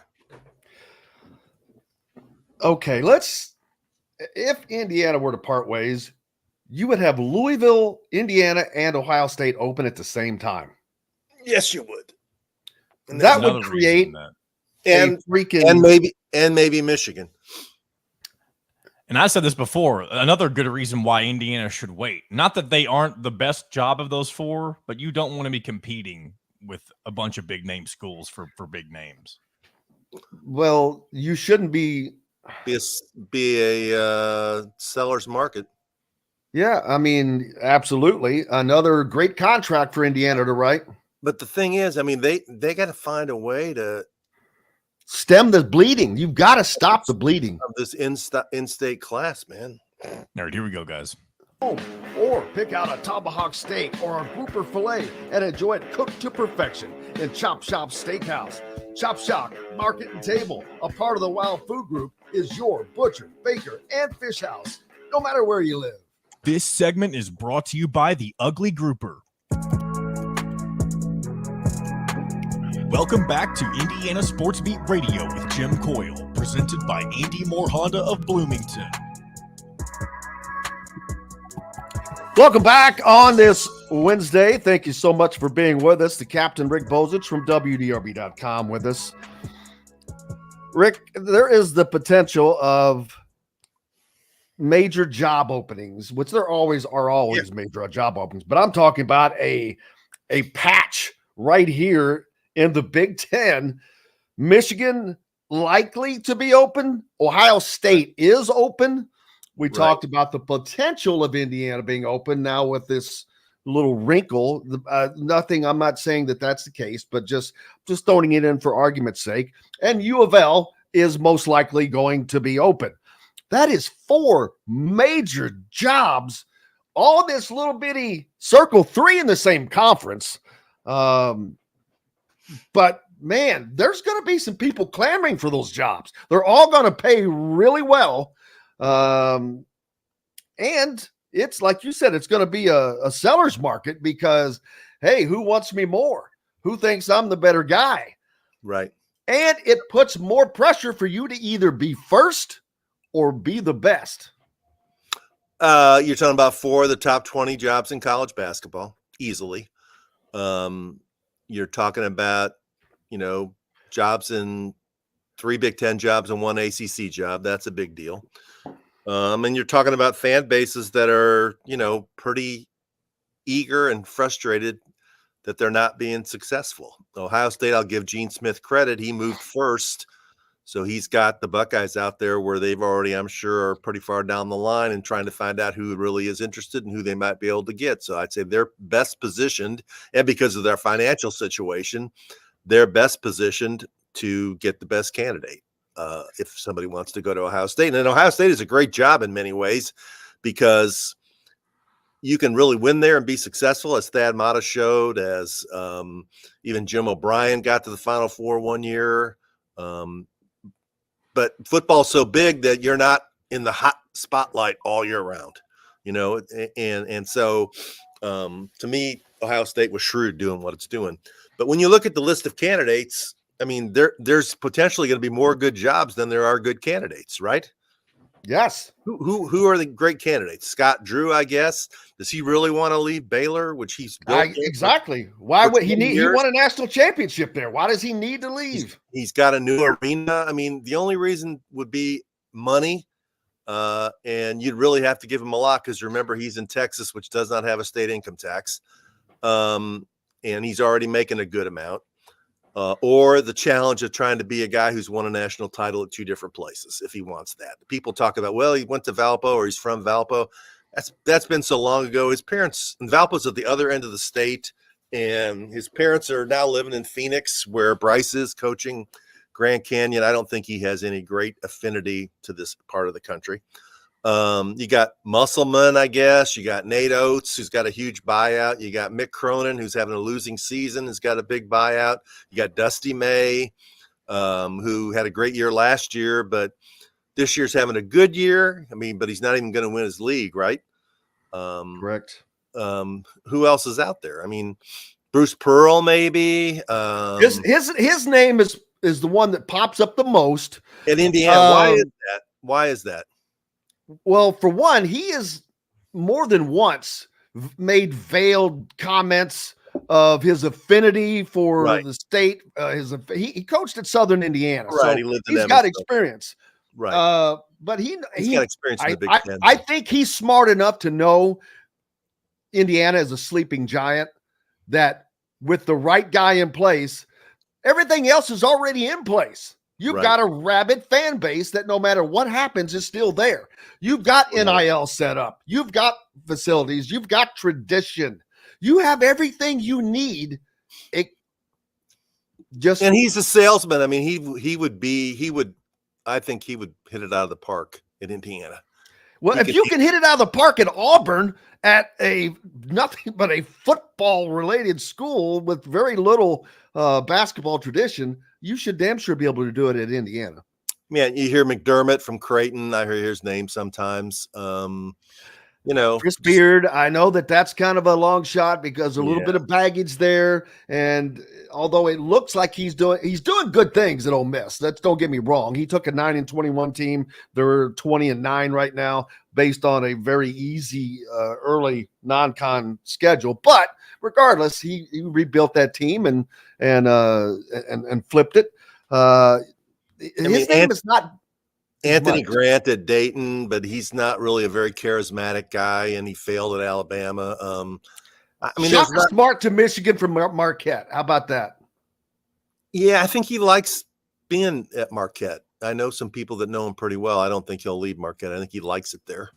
I'd say Jerome Tang from Kansas Jerome State. Tang's another one. Yeah, he's another one. I don't know. He's only been 2 years. His track record's good. It's not extraordinary. But it's not like there's like a bunch of, somebody's going to swing at a different level and say that Kyle Smith, the guy at Washington State, who might win the Pac-12, somebody's going to look at the guy at Indiana State, who's done a really good job. There's guys at the mid-major level who are going to get an opportunity, but I'm not sure if you're a place like Indiana, if you make a move that you can hire somebody like that. Yeah, Five Left thinks that any of those guys would be foolish to leave where they are or skip over some of these to come to Indiana for where Indiana is. But see, that to me, that is a misnomer. You cannot look at where Indiana is right now. You have to see what it should be. And again, there is no program in America, in my opinion, that should not be feasting on the fact that there is now the transfer portal and NIL and the fact that you're in a state called Indiana. Those three ingredients give Indiana an opportunity to get back to being what they were. It was built to help a team like Indiana, yet it has not worked out. That's why I think that for all the people that say, oh, what coach is going to want to come here and all that, these coaches are no dummies. They know. They've been to Assembly Hall, number one. They know what it's like. They also see the contracts. I don't think that Indiana would have problems getting a guy. It's just targeting the right guy and doing all the things you have to do. My problem has been, I don't know that the people that have been doing the hiring they don't have experience doing that. I'm sorry. Well, I mean, they got the right guy. It seemed to have gotten the right guy in football. Seems hadn't have a snap yet, but yeah. No, but I mean, he's won. The buzz is certainly there. He's won the first 3 or 4 months. He gets what you have to do to get off to a good start, get people excited about what your product is. Right? I mean, he does. Yeah, there was a piece in The Athletic yesterday that listed the top 25 rising coaches. Of course, Kalen DeBoer was like second, yada yada. Kurt Signetti is what I would call an honorable mention. I think he was 27th. For Indiana to be listed on that, I mean, without a guy taking a snap, it's mind-boggling. So it shows that the buzz is beyond Bloomington. And usually that kind of is a microcosm. People get all excited, but this buzz is going out nationally. Indiana football does not generally even slap the national meter. But yeah, obviously it could all go away very quickly, but he's at least got off to a start in terms of the way he's put his staff together, the way he's dealt with recruiting, and the way he's sort of sold the program. He's at least made people look at Indiana football differently, right? Absolutely. And nobody's saying, man, they're not working very hard at recruiting. What are they doing, right? Absolutely. No question about that. Now, this comment, Russell says Painter has a better record getting players in the NBA than what he ever has. Well, I'm going to disagree with you right there, because Indiana currently has 7 players in the NBA, 2 of which were off of last season's roster. Purdue has Jaden Ivey. They have 1 total player in the NBA complete. Jaden Ivey. That's it. So yeah, that's a false narrative there. Purdue just does not produce pro players. For people that say, why would you go to Indiana, not Purdue? Purdue will raise your game and develop you more. I'm like, develop you for what? But to be a good college player? I answered somebody one day. I said, hey, if your goal is to play on a great college program for a great coach, probably win a conference title, but you don't have any qualms about not doing well after that, Purdue is as good a place as you can to go to. But and history lays that out. So that's why I have that particular opinion, but we'll see. I mean, Purdue's had its share of good NBA players throughout the years. That's not Painter's MO. He's smart enough to say, you know what? I'm not going to waste my time and go in there and try and recruit the guys that Duke is recruiting, that Kentucky's recruiting, that Kansas is recruiting, that North Carolina's recruiting. I'm going to target the guys that I really like, that are going to fit my system, and I'm going to get those guys. So they're not losing out on Boogie Flam. They're not losing out on Derek Queen. They're not losing out on all the other guys Indiana's lost out in the last couple of years, because that's not the pool they're swimming in. They're swimming in the Trace Kaufman-Wren pool, and they're getting him, and they're getting Braden Smith. And so hat tip to Painter. He's got a system that he believes in that works. Now, has it worked in terms of getting him to the Final Four? Not yet, but you keep knocking on doors. You keep winning Big Ten titles, and you keep getting number 1 or 2 seeds. Eventually, you are going to succeed, and maybe this will be the year. Yeah. Comment there that the point that I was missing, the point that Painter has had more players in the NBA than Woodson has. Well, I would hope so. He's been there for 17 damn years. Woodson's in his 3rd season. So you usually have great points. So I'm going to give you a pass on that one, Michael. So coming up tonight, Indiana is at Minnesota, Rick. And this is a winnable game for Indiana. They've shown that they can win on the road. Can they win back-to-back games on the road? This game is as important for Indiana as it is Minnesota. Maybe more so for Minnesota. I'm not sure. They're on the. I don't even know if they're on the bubble right now. Yeah, they're on the outside of the bubble, I think. Yeah, they need this. They need to win their last 2 games and maybe a game or 2 in the Big Ten tournament. So important for both. Indiana, their hopes are to finish strong, just to have a positive trajectory and potentially make the NIT. Yeah, I mean, Ben Johnson is at the point now where he's getting people to believe in his program at Minnesota. They've got 18 wins, so I'm sure their goal is to get to 20. They're 76 in the net ranking, so they're a long shot to make the NCAA tournament, but I'm sure they're at a point where after the struggles they've had in recent years that they would be thrilled to go in the NIT and succeed in that and build on what they have, because I think they have a lot of players coming back next year. They've won 5 in a row at home. This has got to be a big deal to Minnesota. And IU, I'm not really sure what they're playing for, other than, I guess, if they win this one more game, haven't they secured a winning record for sure? Yeah. Or Yes. have they already done that? They're 16 and 13. No, if they lose the next 2 and 1 in the Big Ten tournament, they'd be 16 and 16. So they need to win one more game to secure a winning season. They have an outside chance to get to 20, I guess. If they beat Minnesota and Michigan State, then they have to win 2 in Minneapolis. And Minnesota, remember that Minnesota's got the Big Ten tournament in their hometown, so they could be. Don't say. They could be the best situation of any. Does any other school get to play the tournament in their hometown? Northwestern, I guess, sort of. That's kind a great. That's a great point. That's the worst decision Kevin Warren ever made, putting the Big Ten tournament in Minneapolis back-to-back years. Oh my God! No, the worst decision is when you get Minneapolis.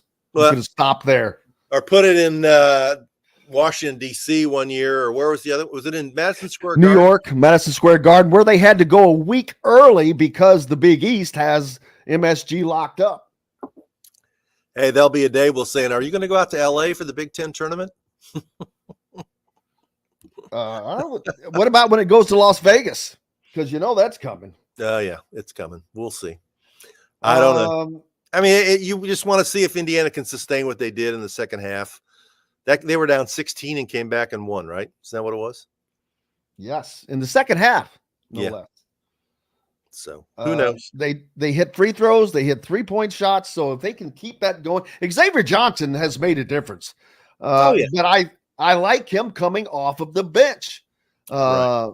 Cup's got off to a great start. Didn't he score like the first 5 points? He did. He hit. And then he didn't take another shot. He was 2 of 2. He pulled a Costanza. He said, "I'm out." He dropped the mic. Said, "I'm done here. Go on a high note." He hit 2 shots, and he says, "I'm out, baby." So your latest AP poll is out. Houston, arguably number 1 team in the country. They are so good, but I will not have them in the Final Four in my bracket. You might be right. They've got significant injuries on that team. They just lost that major player. I forgot about that. Right. They got Kansas at home this weekend, so that'll be an interesting game. Yeah, I mean, to me, if you're going to pick a team right now, you got to pick UConn. The only reason not to pick UConn is how hard it is to go back-to-back. But when they're on, I mean, they beat pretty good teams decisively. Seton Hall's not a bad team, and they just ran them out of the gym the other day. Now, I think UConn plays Marquette soon. It might even be tonight. It is tonight. Yep, at Marquette. Okay, so that'll be fun to watch. But yeah, I'd say, and then the SEC, Tennessee is probably going to win the league. They got to win one more game. I think that Alabama losing last night. 40's written about there's a very viable scenario that there could be a 5-way tie for first place in the SEC, and Alabama losing last night to Florida set that in play. So 2 minutes. I think Tennessee's at South Carolina tonight, and then they come home and play Kentucky on Saturday. Looking forward to that. The Big Ten does not have to worry about that. Purdue locked in. I've got to give credit to Purdue last night for that win over Illinois last night. They go on the road, and Braden Smith, though at the end of the game, he hit a big boy shot to really give them to wrap that up, because that game was still in doubt. And that three that he hit, bam, that was the nail in the coffin. Braden Smith's had a heck of a year. I know on Ken Palm, he's listed as one of the 5 best players in the Big Ten. He doesn't care about. See, I don't agree with that. Well, there's just too many other. No, well, you've got Boo Booey and Terrence Shannon Jr. and Zach 5 Edey. most efficient. How's that? The 5 are Zach Edey 1, Jameer Young 2, Boo Booey 3, Terrence Shannon 4, Braden Smith 5. Well, who would you put ahead of him? Malik Renew? Ty Berry, maybe. Come on. He's hurt, isn't he? Isn't he out? Yeah, I know, but I meant just for we got. I'll have to think about that one since I'm out of time. I'm going to take the pass. All right. Rick Bozich from WDRB.com. Make sure you give him a follow. Look forward to talking to you again soon, friend. All right. Next Wednesday, I might be driving back from DC in the ACC tournament, but I can probably do it on the phone in the car. Awesome. Well, is Eric going to be your driver? No, I'm going with Tyler Griever. Eric's staying here in town. I think he might be going to the SEC tournament. So it's that time of the year, baby. All right. Appreciate you. Rick Bozich, the captain, joining us here on Indiana Sports Beat Radio. And a big thanks to Cal Neddenriep, along with John and Kevin Brockway, who joined us early on. So that's always fun. Tomorrow on the program, as always, Shannon Griffith will join us. We'll talk about Indiana football. Did not get to the fact that they had pro day yesterday. Not a lot to talk about there, really, to be honest with you. But we will talk about it with Shannon. Also, Todd Leary will join us tomorrow, since there will not be a post-game show tonight with the game ending after 11 o'clock. So that's pointless to do that. In addition to that, we'll also talk to Chris Denary, and looking forward to recapping the game tonight. So big thanks to each and every one of you guys. Without you, we have no reason to be here. Until tomorrow, I'm Jim Coyle. I will see you on the radio. Thanks for listening to Indiana Sports Beat Radio. Be sure to subscribe to our YouTube page for more clips and team coverage of Indiana basketball, football, and more. You can also find full episodes and tons of other content on thehoosier.com. We'll see you next time for another edition of Indiana Sports Beat Radio.